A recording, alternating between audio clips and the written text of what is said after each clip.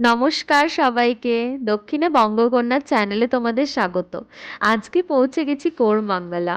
বেশ অনেকদিন পরেই বেরোলাম। আসলে ব্যাঙ্গালোরে কয়েকদিন ধরেই যা টানা বৃষ্টি চলছে, আজকেও হয়েছে, তবে অল্প।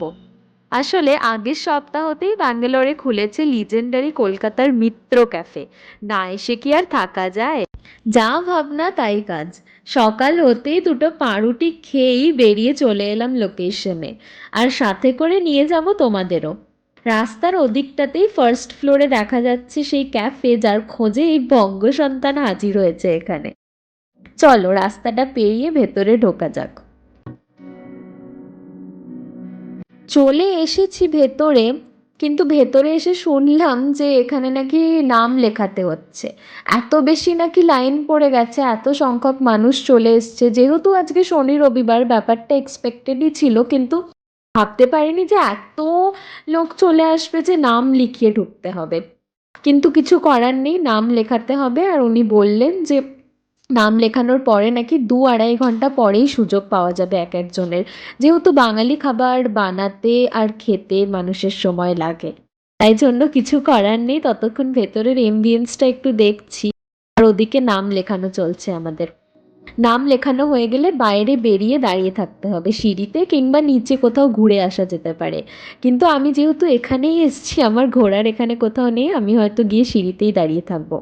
তবে মনে করে যখন এসছি যে মিত্র ক্যাফেতেই খাবো, তো ক্যাফেতেই খেয়ে যাব, যত সময়ই লাগুক না কেন। ততক্ষণ এখানে নাম লেখানো চলছে, ততক্ষণ তোমাদেরকে একটু ক্যামেরা ঘুরিয়ে এমবিয়েন্সটা দেখাই। এমবিয়েন্সের মধ্যে সব থেকে যেটা আমার নজর কেড়েছে, বা যে কোনো কারুরই কাড়বে, সেটা হচ্ছে যে ব্যাঙ্গালোর প্লাস বাঙালিয়ানা দুটোর একটা কম্বিনেশন এমবিয়েন্স। কি সুন্দরভাবে ব্যাঙ্গালোরের ফেমাস সবুজ হলুদ অটোকে পোর্ট্রে করেছে, আবার এদিকে বাঙালিয়ানার পটচিত্রও কিন্তু এনারা পোর্ট্রে করেছেন। অ্যাম্বিয়েন্স এক কথায় নো ডাউট ভেরি নজর কাড়া, ভেরি। এই যে হয়ে গেছে নাম লেখানো, বাইরে চলে এসেছি, দেখতেই পাচ্ছ কিরকম সিঁড়িতে এবং এখানে লাইন দিয়ে চেয়ারে লোকজনেরা বসে অপেক্ষা করছে নিজের নাম ডাকার। তো আমাদের প্রায় 2.5 ঘন্টা বাইরে বসতে হয়েছে ওইভাবেই সিঁড়িতে। তারপরে এখন ভেতরে এসে বসার সুযোগ পেয়েছি। এখনো টেবিল পাইনি। তো বসে বসে এই সবই ভিডিও নিচ্ছি আর টাইম পাস করছি, কারণ অনেক টাইম ছিল আজকে হাতে। কারণ কি আমরা পৌঁছেছি প্রায় 2:30-টের সময়তে, কিন্তু এখন প্রায় 4:30 বাজে, তবুও আমরা কোনো সিট পাইনি। এখানের এই কাঁথা স্টিচের ওয়াল পেন্টিংটা আমার ভীষণ সুন্দর লেগেছে। মানে ভীষণ সুন্দর দেখতে লাগছে, ভীষণ ব্রাইট কালার্স। তো এবার আমরা ফাইনালি বসার টেবিল পেয়ে গেছি, আমাদেরকে ডেকেছে বসার টেবিলে বসার জন্য। कैसा लग रहा है, एक्सपीरियंस कैसा है? भाई इतना वेट करना पड़ा, कई बार हो गए। अभी खा के पता चलेगा एक्सपीरियंस कैसा है। इतना वेट करने के बाद भी अगर एज एक्सपेक्टेड नहीं हुआ, then it is going to be a great great great disappointment. तो कैसा लग रहा है?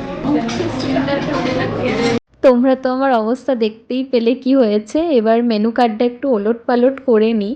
আর তোমরা আমাকে কমেন্ট করে জানাও যে কলকাতার মেনু কার্ডটাও কি সেম, কারণ কি আমি কিন্তু কলকাতার মেট্রো ক্যাফেতে কখনোই যাইনি। অনেক নাম শুনেছি, অনেক ফেমাস আমি জানি, কিন্তু কখনোই সুযোগ হয়ে ওঠেনি আমার কলকাতার মিত্র ক্যাফেতে যাওয়ার। এই থালিগুলো বেশ দেখে ভালো লাগছে, একটা থালি অর্ডার করা যাক নাকি?